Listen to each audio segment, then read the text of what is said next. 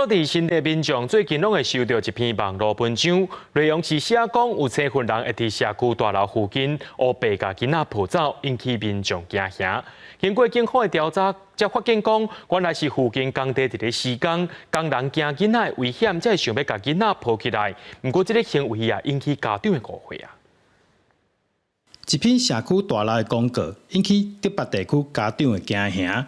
对电眼的画面会当看到，这位妈妈准备带囡仔过路口，工人来到面头前，敢若想要挖卡囡仔，妈妈惊到，连伊甲囡仔抱起来。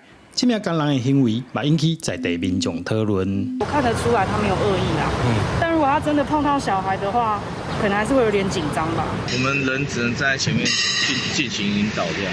他只是不知道为什么他会这样跑来。派出所接到通报，随来社区大楼了解状况。